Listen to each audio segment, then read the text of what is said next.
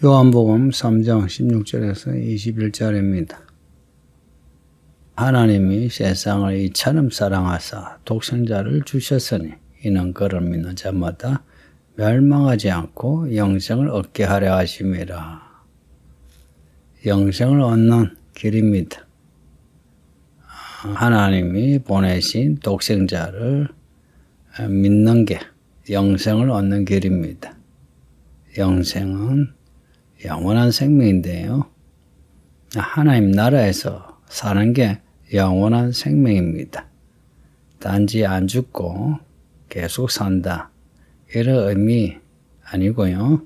하나님 나라에서 하나님의 통치받으면서 영원히 산다, 영생입니다.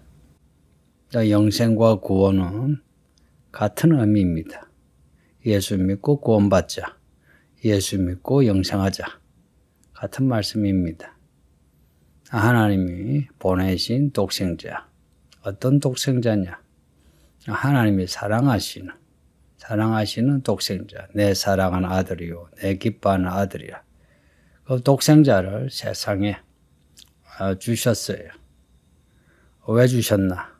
세상을 이처럼 사랑하여 구원하시려고. 17절에 세상이 구원을 받게 하려 하심이라.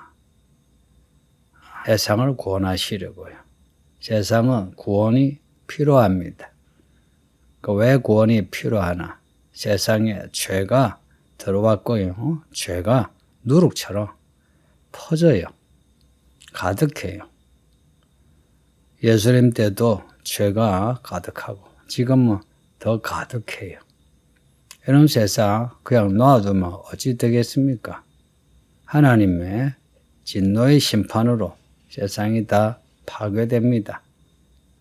세상이 파괴되면 세상 사람들도 다 파멸됩니다. 자, 이들은 하나님이 구원하지 않으면 구원받을 길이 없습니다. 자기 힘으로 아무리 애써봐야 구원되지 못하거든요. 하나님이 구원하셔야. 어떻게 구원하시나? 아들을 세상에 보내신 겁니다. 그래서 예수님이 사람이 되신 거예요. 사람이 되시고 30살 즈음에 복음을 전하시고, 그 복음을 전하시다가 미움을 받아서 십자가에 달려 죽으셨습니다. 예수님이 그렇게 죽임을 당한 거, 그 사람들이 죽였죠. 사람들의 그 죄를 짊어지고 죽으신 겁니다. 예수님이 십자가에 못 박혀 죽으시고 시신이 되셨어요. 죽음을 가장 부정하다 여기는 하나님의 아들이 죽어 시신이 되었어요. 그리고는 3일 만에 부활하셨다. 그리고는 하늘로 올라가셨다. 올라가시면서 성령을 받으라 하셨어요. 왜 성령을 받으라 하시노? 육으로 난 거는 육이요, 영으로 난 것은 영이라고 하셨습니다. 그 육으로 난 것은 아무리 애써봐야 육으로 심판을 면치 못해요. 영으로 나야 영으로 영생을 얻습니다. 우리에게 영생을 주시려고, 우리에게 구원을 주시려고 독생자 예수를 보내신 겁니다.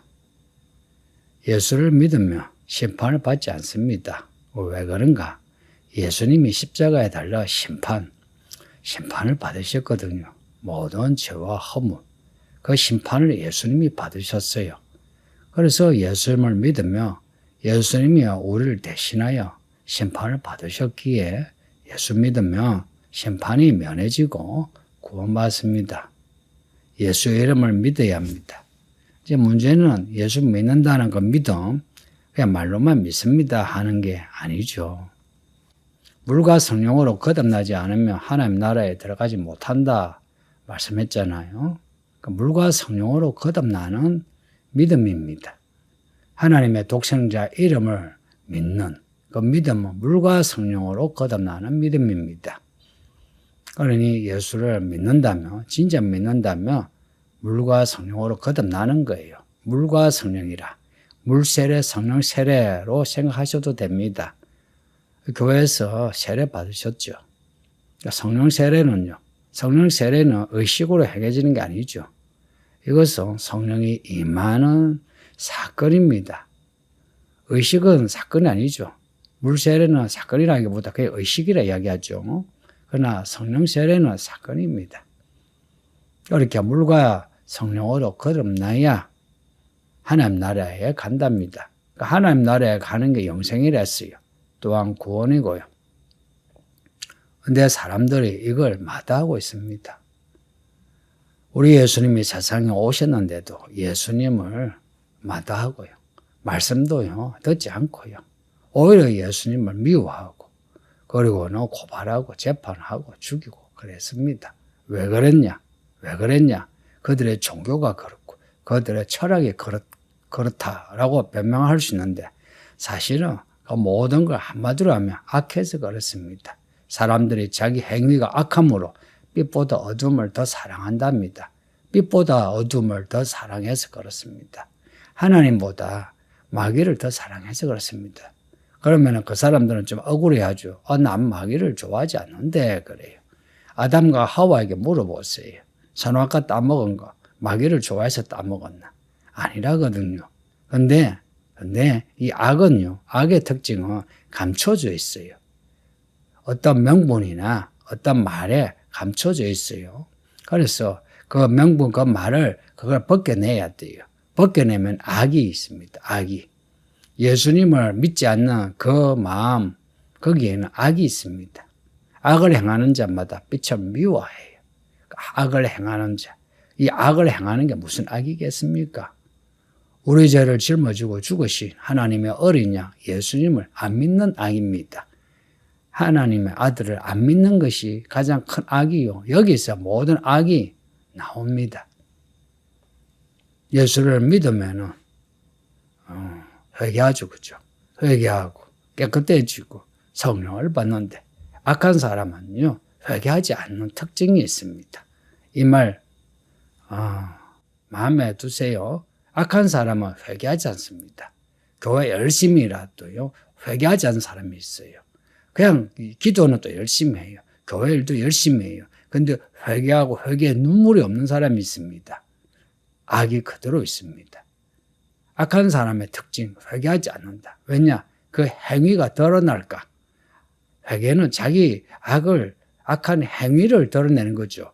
자기 마음의 악도 고백하고, 자기 행위의 악도 고백하죠. 근데 이게 드러날까봐. 그래서 회개하지 않습니다. 그러나, 회개하는 사람은 우리 예수님이 날 위해 죽으신 거, 이 믿음을 가져요.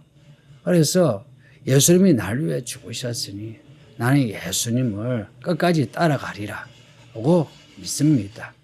그 예수님이 누구신가요? 진리의 말씀이십니다. 말씀이 육신이 되신 진리의 말씀입니다. 그래서 예수님을 따른다, 진리를 따른다, 같은 말씀입니다. 예수 믿고 구원받는다, 예수 믿고 영생 얻는다, 같은 말씀입니다. 진리를 따르는 자는 빛으로 오나니 이 말씀이 진리인 걸 믿으세요.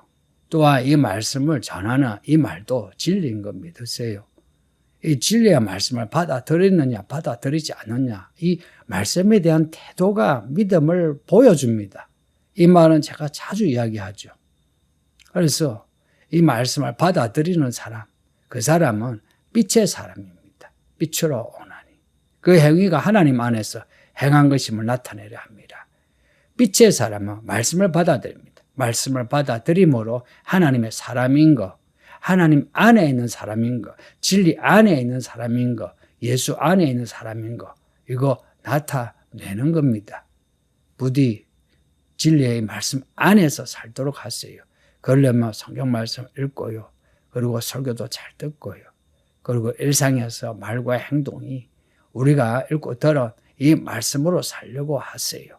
말씀을 읽고 들으면서 얼마나 깨달았고 감동을 하든지 우리가 들은 말씀 안에서 살려고 하세요.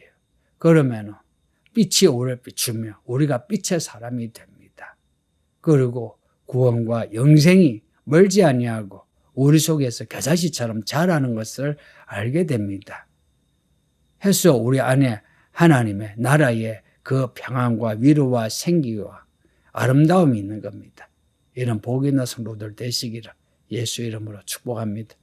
아버지 하나님 감사합니다. 주의 말씀 읽고 들으시니 우리 모든 성도들이 나를 위해 죽으시 예수 그리스도 하나님의 아들 그 십자가 그 진리의 복음을 받아들이게 하시고 살게 하시고 끝까지 따라갈 수 있게 하소서.